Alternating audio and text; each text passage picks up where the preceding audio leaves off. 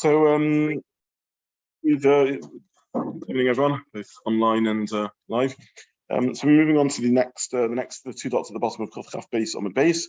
Note on Adam Kurnos, etc. I'll just actually mute everyone because I'm getting a bit of interference here. Mute all. Okay, so obviously unmute yourselves if you want to. So the Gemara says that the Mishnah, says that one is allowed to move a hammer or mallet or whatever it is, a Kurnos, in order to do to use it for mutter use to crack Egozim, and similarly you can move a cardome, an axe, in order to cut a cake or figs, a devela, etc. You can use a saw in order to saw cheese. In other words, you can use these kelim for a mutter use. Now, what is the nature of these kelim? So Rabbi Yehuda says that the Kurnos is a Kurnos Shel Egozim. In other words, it's a Keli Shemelachto leheta, and the Mishnah is saying that you can use a Keli Shemelachto leheta for a heta use. And on that, Rabba argues, and he says that in the Sefer, these are inevitably kelim shemelachtom LeIssur, because a reches or malges, these shovels or pitchforks, whatever these are, there is no kli shemelachta heta version of them, and therefore it must be this is a kli shemelachta LeIssur, and we have a chiddush that you can use a kli shemelachta LeIssur for a tzorech gufay, for a mutter use. That's the structure of the Gemara. Now, the first question that springs to mind on the Gemara, on Rabbi Yehuda's Peshat, is that the Mishnah seems trivial according to his reading. It doesn't seem to be saying anything of much importance. Basically, the Mishnah says that a Keli Shemelachto leheta can be used for a heta use. That's how he learns it. So again, the Mishnah tells us that a Kurnos, a hammer, can be used to crack Egozim, can crack walnuts. If we learn like rubber that it's a nice chiddush, that even though it's a hammer and it's a Muktza item, nonetheless you can use a Keli Shemelachto LeIssur l'tzorech gufay, which is how we pass them, of course. However, according to Rabbi Yehuda, all it's telling us is that a nut cracker can be used as a nut cracker. I mean, obviously, what's the chiddush in this? So this is the I think a significant question on the sugya. I want to put that question on hold because I want to learn the Rashba's answer to the question. And in order to learn the Rashba, we just need to remind ourselves about a couple of other sources. I printed on the source sheet the Ramban and the Rashba. In hindsight, I regret it a bit. The Ramban is quite heavy going to work through. The Rashba really summarizes the Ramban and makes it a little easier. The Rashba was a Talmud of the Ramban, and it's a little easier Rishon in general to learn. And for our purposes, the things that the Rashba quotes from the Ramban are really what I wanted to bring out. So in hindsight, we could have got away with that. So all I want to do, just to prepare ourselves for learning the Rishonim, is point out that we have two other relevant Mishnayos that we need to glance briefly at. Part of the challenge of when we're learning Muktza is not to become overwhelmed, and you sort of need to know everything at the same time as you know everything, which is a bit confusing. So we're just going to try and very superficially remind ourselves there's a Mishnah on Kuf Kaf Gimel on the base. The second Mishnah on Kuf Kaf Gimel on the base says Rabbi Yossi Omer. Rabbi Yossi says, Kol ha-kelim nitolin. All kelim can be moved. In other words, they're not muksa. Chutz min ha-mesa ha-gadol v'yosek shel machrisha. Besides a great saw and a large saw and a large plow blade that plows through the soil. So the reason why these are muksa, according to Rabbi Yossi, are because they're very heavy. They're not used for anything else. They're basically useless for anything other than their forbidden use as a saw or as a plow. And we'll see later that's effectively a type of Muktza machmas to sorenkis, a heavier form of Muktza. But Rabbi Yossi, in the first part of what he says, that other than that, all kelim can be used. Now, there's many questions to ask on this view of Rabbi Yossi. Does he mean all kelim at Shemelachto leheta, or does he mean even kelim at Shemelachto LeIssur? And if he means kelim at Shemelachto LeIssur, how does that fit with Rabbi Yehuda, who says that kelim at Shemelachto LeIssur are Muktza? Does Rabbi Yossi disagree with Rabbi Yehuda, or does he somehow fit in with Rabbi Yehuda? This is one series of questions that the Rishonim ask, and that's why I'm looking at this Mishnah, because the Rishonim asked this question, and therefore, by way of introduction, we need to see this Mishnah. The second Mishnah we have to see is on Kuf Chavdalad Omud Aleph, in which the Mishnah says, Kol HaKelin Nitolin L'Tzorech V'Shelo L'Tzorech. All kelim can be moved, L'Tzorech and Shelo L'Tzorech. And again, we have on this Mishnah a number of questions. Which sort of kelim are we talking about? All kelim, or do we mean only kelim which are melachot and etta? And if we mean even kelim that melachot and LeIssur, again, how does this fit Rabbi Yehuda? And what does the tzorech and shelo l'tzorech mean? If the tzorech means the tzorech gufay, and shelo l'tzorech means not the tzorech at all, then how can we talk about a Keli that's the Keli Shemelachto and LeIssur, which is Muktza? So again, there's lots of mess in both of these Mishnayos, and basically that's what the Rishonim are going to discuss, how these Mishnayos fit in with how to understand these Mishnayos. Good, I don't know, I'm not sure what it means. Sorry, the tzorech gufay means for its own use. So a hammer, which is normally a Kurnos shell nafochin, so it's normally a blacksmith hammer, can be used to crack nuts. Why? Because you're using the tzorech gufay, you're using it for its purpose. It's a hammer, and you're using it in a mutter way. That's what tzorech gufay means, for the purpose of its own use, as opposed to, let's say, the tzorech makomai, where you don't need the guf, but you need the mokum. That would be, for example, a tzorech gufay. So that's an al Gemara, but in the Mishnah on Kuf Chaf Daled Omud Aleph, it just says the tzorech and lo tzorech. It doesn't tell us which tzorech we're talking about, and that's part of the confusion, and that's what the Rishonim will discuss. Yeah. Well, no, it didn't say the tzorech do for and the tzorech do fa.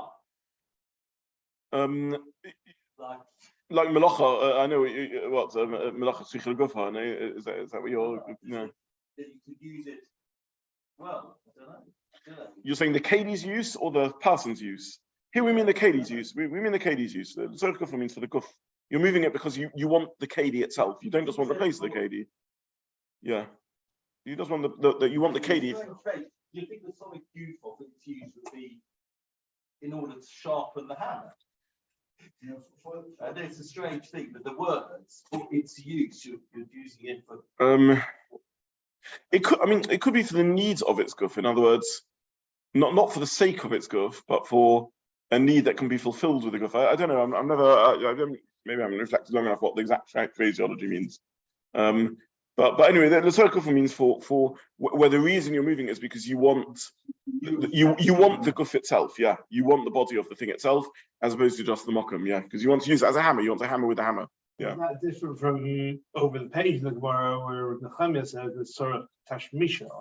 Does that mean is that even more specific? Does that mean it's for very normal purpose? So yeah, it does. So that might be the nut cracker, the nut hammer to only hammer a nut as opposed. 100%. Yeah. So that's the tzorech tashmisha.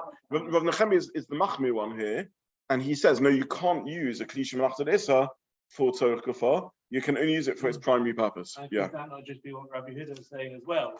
When he says you can use a Kurnos Shel Egozim, the text of Egozim, that you can only use a nut hammer for nuts. You can't use it for something else, and to hammer something else, and equally you couldn't then use a blacksmith hammer to use nuts. Okay, so one answer of the Rishonim, which we're going to read in the Rashba soon, is that. So again, we started off with a question. We asked, "What's the chiddush of Rabbi Yehuda?"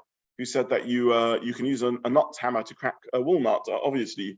So the Rashba, which we'll see in a few moments, will indeed answer that the chiddush is only in the implication, not in the statement itself. There's no chiddush that you can use a nut hammer to crack a walnut. The chiddush is only that you can't use a blacksmith hammer to crack a walnut. So Enoch, that's what the Rashba will answer. And that therefore this is the Mishnah's way of telling us that you can't use a Keli Shemelachto LeIssur for the tzorech gufa. That effectively is the Mishnah way of saying Rabbi Yehuda's point versus Rabba's point. Yeah, indeed, that's what the Rashba will say. The reason I wanted to see these other sources is because the Rashba will go via these other sources.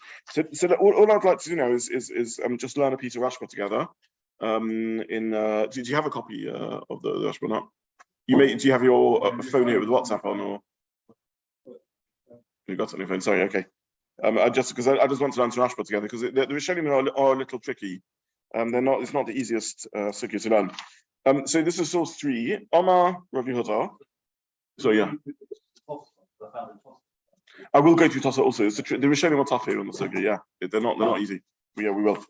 I appreciate I'm doing a Rishon ahead of Tosa, but there's a sort of coherence to how to work its way through sugya. Omar Rav Yehuda. Kurnos Shel Egozim. Liftsoya by Egozim. You can use a nut hammer to crack walnuts. Hashal nafachim, but a blacksmith's hammer, loy, no, not. The Chasov Rabbi Yehuda, because Rabbi Yehuda holds, kol dover Shemelachto LeIssur, what we would call a Keli Shemelachto LeIssur, something that's Muktza because it's melachot LeIssur. Klal or klal loy, you can't use for anything else. The harder because on Sefer, that which we learn in the Mishnah on Kuf Chaf Daled on Aleph, Kol HaKelim Netolim Netzorech v'Shelo Netzorech. Kelim can be taken for their need and not for their need. Yeshafarish, we would need to explain to Rabbi Yehuda, Kula b'Kelim Shemelachto Nehatehu, that when they say any Kelim can be taken for Tzorech and not Netzorech, it's only referring to Kelim Shemelachto Nehata. It's a statement, Kol HaKelim Netolim Netzorech v'Shelo Netzorech, it's all about Kelim Shemelachto Nehata. But the Tzorech means Tzorech Gufay, the Shelo Netzorech means Tzorech Mekoymai. So Kli Shemelachto Nehata you can use. However, Kli Shemelachto LeIssur not, as per Rabbi Yehuda's statement here. Then he says, Rabbi Yossi Polig, Rabbi Yossi argues, V'shori kol HaKelim, he allows all Kelim, V'afilu Shemelachto LeIssur, even those which are melachot LeIssur, Chutz min ha-Mesah HaGadol v'Yosei Shel Machrisha, besides these two Kelim, which are Muktza Machmas Sarin Kiss, as Rashi explains there on the Sugya. So then he brings us Rav Nechemia. The name of Nechemia comes to say that melachot LeHeta, even if it's melachot LeHeta, you can only use it for its primary purpose. You can't use it to do something else. Okay, so all we've seen so far in the Rashba is that he learns that the Mishnah in Kuf Chaf Daled Amud Aleph that says you can use Kelim L'Tzorech means only Kli Shemelachto LeHeta. And point number two is that he holds that Rabbi Yossi argues on the Tana Kama. Rabbi Yehuda, he doesn't argue on Rabbi Yehuda. Rabbi Yehuda is an Amora, Rabbi Yossi is a Tana. But Rabbi Yehuda is an Amora coming to explain our Mishnah. Rabbi Yehuda argues that the correct way to interpret our Mishnah is to tell us that Kli Shemelachto LeIssur, blacksmith hammer can't be used for cracking nuts, whereas a nut cracker can be used for cracking walnuts. That's what Rabbi Yehuda comes to say in the Tana Kama. And there's no way for Rabbi Yehuda to reconcile Rabbi Yossi in the next Mishnah with that. Rabbi Yossi says that Kol HaKelim Netolim on Kuf Chaf Gimel on the base indeed holds not like that. That holds that Kli Shemelachto, even the Kli Shemelachto LeIssur is allowed to be used as Tzorech Gufay. That's the first point that the Rashba makes. The second point the Rashba says, in Toma, and if you would ask, Kivin's Rabbi Yehuda Tzorech Mekomer Shelo Tzorech Koilei. You know what? Let's miss out this bit. We'll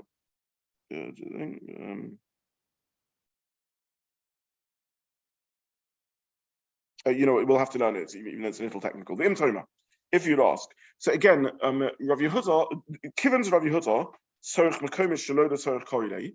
The Mishnah on Kuf Chaf Daled, which says that you can move a Keli, which is Kli Shemelachto LeHeta, for Tzorech and Shelo Tzorech, which he translates as Tzorech Gufa or Tzorech Mekoma, and that's because you want to use it or you just want the place. Reish of the Maslisin, at the beginning of the Mishnah, Amai Nokat Lift Tzorech Bayos Egozim. Why does Rabbi Yehuda say that you can only use a nut hammer to crack walnuts? So mashmal of the Tzorech Gufa Dafka, which implies you can only use it because you have a use for it. Ava Shelo Tzorech, but not for use. The Hainu Tzorech Mekoma, just because you want to move it out of the way. No. Haveleda Misnei, it should have said, Kurnos Shel Egozim, a nut hammer, the Tzorech Mekoma can be moved to the Tzorech Mekoma, because that's the bigger chiddush. Okay, so the Rashba here is asking that surely, again, even if you don't follow the exact maths of the Rashba because of the later Mishnah, he's just saying a point. Rabbi Yehuda says that you can use a nut hammer to crack walnuts. Surely you can even move a nut hammer if you want a space. So why does Rabbi Yehuda just say you can use a nut hammer? He should say more of a chiddush. You can even move a nut hammer when you don't want it, just because you want it out of the way to use a space for something else, which is a bigger chiddush.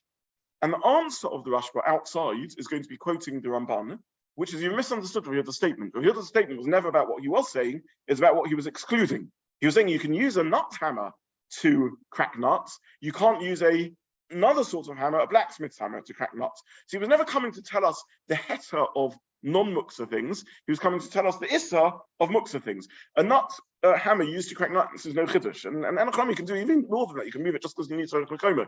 That was never his point. His point was never to come to tell us what you can do. His point was to come and tell you what you can't do. And therefore he said, even a Tzorech Gufa, you can only use a nut hammer for cracking walnuts. However, you can't use a blacksmith hammer for cracking walnuts. In other words, the Rashba quoting the Ramban is biting the bullet, is accepting. There's no chiddush in the statement that you can use a nut cracker for, or not much of a chiddush in the statement that you can use a nut cracker to crack nuts. And that's obvious. Everyone would agree with that. The whole chiddush is that you can't use another sort of hammer to crack nuts. So let's just read this inside. Ramban, and the Ramban answers to knock out Difsoyas Egozim. It told us Difsoyas Egozim Lashmeinam to teach us to Keli Shemelachto, that's only a nut hammer. However, Keli Shemelachto LeIssur, a Keli which melachot LeIssur, like a blacksmith hammer, even to crack nuts. And therefore now we need the later mission on Kufchatalad to telling me that Keli Shemelachto LeHeta afilu tzorich l'komo nami shari. That's something that's melachot LeHeta. You can even move to tzorich l'komo. That's the end of the Rashba's answer to the question. So all I want to bring out from this is, for now, given that this is a complicated sukkah, I'm just asking people to learn the first two paragraphs in the Rashba. Forget the Ramban in source 2. In hindsight, maybe I shouldn't have printed it. It's a little too difficult. All we're bringing out is that what's the chiddush of Rav Yehuda, who says you can use a nut hammer to crack a walnut? The answer is no chiddush in that. The chiddush is only that you can't use a blacksmith hammer because he holds Keli Shemelachto LeIssur. You can't even use for a tzorech heta. And Rav Yehuda would also agree that you can even move the nut hammer for the tzorech l'komo. That's the summary of the Rashba. The Tosfos Rosh takes a very different stance in this, and I do want us to learn the Tosfos Rosh together because Tosfos Rosh is very interesting. And let's have a look at source. For now, for our purposes, the two things that I would ask everyone, if you haven't yet managed to do on Sunday, is to learn this Rashba, just the first two paragraphs of Rashba, and the Tosfos Rosh. And Tosfos Rosh says as follows: Rav Yehuda, Kurnos Shel Egozim liftzor be'es Egozim. You can use a nut hammer to crack nuts. And the Tosfos Rosh seems like he's bothered by the same question. That's obvious. What's the chiddush in that? And he says pirish. That means to say Kurnos Shel Nafochim. We're talking about a blacksmith's hammer. Sheyichtoi liftzor be'es Egozim, that you set aside to crack with it nuts. Or Kamash Malon, and it's teaching us to Keli Shemelachto LeIssur, a Keli Shemelachto LeIssur, al yedei yichud melachas heta, which is set aside miyuchad to use to heta, mystery becomes allowed. The kulamas lisan and all our mishnah, the sharia that allows kardom, an axe, a reches, or malgaze, a shovel and a pitchfork, the kosh, the karaka, etc. Mokid of Rabbi Yehuda would set up all these cases, but you set them aside for a melachas heta. The chain, and similarly the Mishnah of the Tan Kol HaKelim, the Tan Chutz Min HaMasa HaGadol, the Mishnah later on in Kufchaf Gimel Amud Beis, the Mishnah of Rabbi Yossi, V'yachas Shemachreisha, and the V'yachas Shemachreisha, the plowshare. Mari is talking Sheyichton lemelachas heta, where you set them aside for a melachas heta. And Mosav Yotzei b'mahnu yichud. With those two yichud doesn't help because kopid alayishim miskalkim dovamut. You're makrid on them because they are chisaron kiss. They're easily damaged implements. Okay, so the Rosh here says a completely different reading of Halacha, and he says the Rabbah holds that a Keli Shemelachto LeIssur, i.e. a Muktza kli, can be used as a gufa. You can use a blacksmith's hammer to crack walnuts on Shabbos because you're using it for mutter use. Rav Yehuda argues, and Rav Yehuda says no, only if you've been miyached this kli for such a purpose. In other words, what he's telling us is a blacksmith's hammer by default is muktzah because it's set aside to be used for blacksmith jobs, which are also on Shabbos. He doesn't hold that you can it's automatically by default has a secondary use of cracking nuts and therefore wouldn't be muktzah for that use. The chiddush of Rabbah is that every utensil, as long as it's a keli and as long as it's not kisan kiss, something that's easily broken or whatever it is, isn't mutter, is even though it's muktzah because it's a blacksmith's hammer, is always by dint of being a keli, a utensil there to serve me, automatically also omed for mutter uses. And therefore, even if it's muktzah, I can't move it for nothing or for its primary purpose. If I do decide to use it for a mutter use, it would be muktzah. Rav Yehuda disagrees.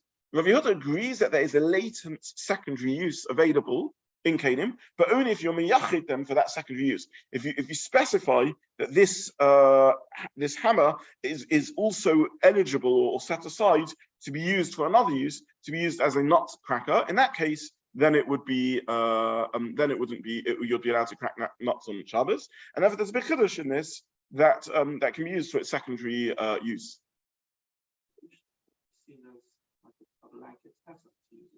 get any conditions attached. You just take the hammer and use it. We have no way of avoiding you're correct, but that is the sort of I call it weakness or chiddush in Rabbi Yehuda's statement, that even though the Mishnah says you can use a hammer to crack Egozim, it only means a nut hammer according to the simple reading, or a hammer set aside for nuts according to the Tosfos Rosh's reading. That's really Rabbi's point. Rabbi says I think it's talking about any hammer, even a blacksmith hammer, and therefore the chiddush is Shemelachto LeIssur. Rabbi Yehuda, for some reason which isn't entirely clear to me, doesn't want to learn like that, and he thinks the Tanna Kama argues in Rabbi Yossi and holds that only Shemelachto LeIssur is allowed, and therefore it's only you're right. We're narrowing off the Mishnah to be in a Kimta, even though it looks like a general Mishnah. Well, Rabbi's response has melachot. In other words, he's saying, are you only who's going to designate this item? So it's the idea of he's opposing the idea of designation of things. According to Tosfos Rosh, the Gemara reads very neatly that Rabbi is responding, okay, you can get away with saying that this is a nut that's dedicated to a hammer dedicated to nut cracking in the ratio, but not with pitchfork. According to the other reading, it would have to be, is there such a thing as a pitchfork just used for feeding kids? Yeah. Is there such an implement at all? According to Tosfos Rosh, is there a yichud? Does this make sense? According to the other Rishonim, it would be, is there such an implement at all, which is designed for that? Yeah. Rabbi Yehuda, will he hold then when you come to completely Muktza items like the stones, that they're at the same level as a Shemelachto LeIssur? Would it be, or would it take you one level down? So you couldn't even designate. It may be one level down, and I don't want to dwell on this too much. But you're right. The chiddush of Rabbi Yehuda is that dedication helps, and it could be you can designate Keli, but you can't designate other things, or at least you need to designate them more significantly. So, for example, what does Rabbi Yehuda mean when he says you designate this for also nut cracking? Does he mean you simply make a decision that you're going to use it for that, and to put it on your shelf for that before Shabbat? It has to be before Shabbos because otherwise it'll be Muktza. So it doesn't mean that how does it mean you're designated? Have you actually changed it in some way? Or not? So these are problems of designation. But what they remind us, and this is why I wanted us to see this Tosfos Rosh, what they remind us is that all Kelim are Kelim by dint of human functionality, which we ascribe to them. They're manufactured, but what makes a blacksmith's hammer or a nut cracking hammer may not be the physical structure. It may just be what I've created it for, what shame I gave to it. Exactly, shame is the correct word here. What name I ascribe to it. And then coming back again to Rabbi Nehemiah with his 18 into LeIssur Tashmisha. Yeah. Would he mean specifically its purpose that it was made for, and that's more extreme than correct? Your Nehemiah's more extreme than Rabbi Yehuda. Yeah. He was there only for the specific function. Yeah. I don't want to go too far into this, but again, I'll just draw your attention to two sources, which are relevant to this. The first is in source 6, a Ramah. Again, I'm just leaving this as homework, and we'll look at this more next week. But the Ramah talks about a kiss shel mois, a purse, and a purse is Muktza, is Muktza because it's normally used for money. And the Ramah says that it remains Muktza even if you took all money out of it from before Shabbos. In other words, it's not just Muktza because it's a bosses to money, which is Muktza. It's Muktza because it's designated for money storage, and therefore it's Muktza.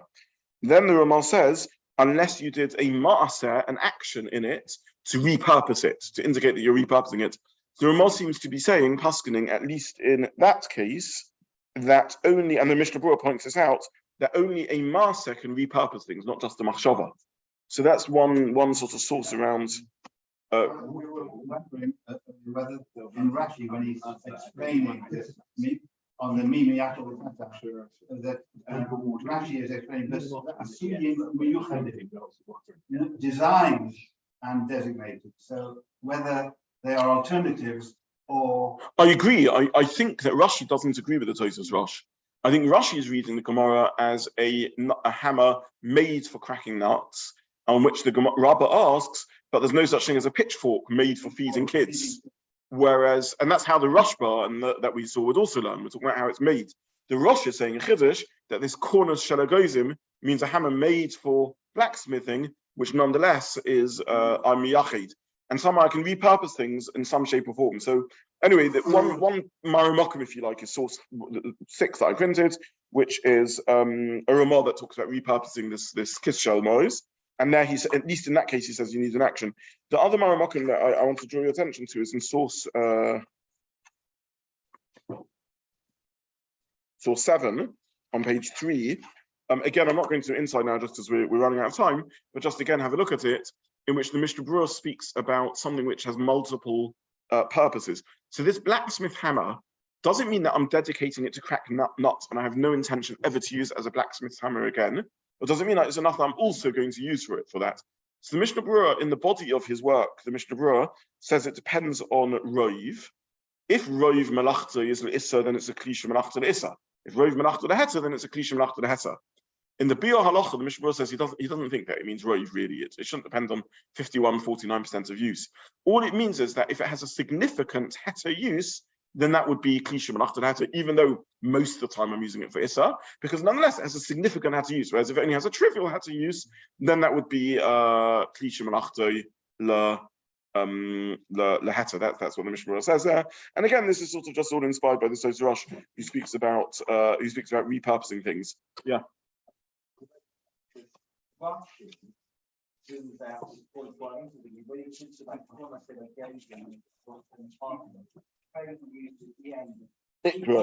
Yeah. Yeah. Yes. Which implies what about in the middle? Yes, absolutely right. Something 50-50. So I've deliberately rushed Russian Tosfos because they don't spell out these forahs, and I want us to go back and look at Russian Tosfos and see what we can read in them. Very, very fine points, excellent points, and Paul's point about how Russia would think. This is exactly what I want to generate.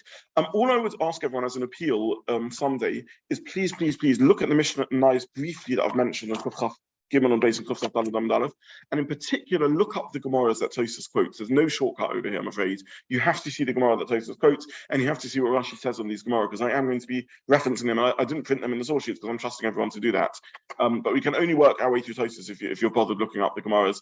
We're in for a bit of a tough time, a bumpy road here. There's no Muktza is tough, and we'll have to work through this. So that's Sunday, and it's Hashem Sunday. I'll give another show where we follow this up. Yeah. So thank you everyone for joining. Thank you. Thank you.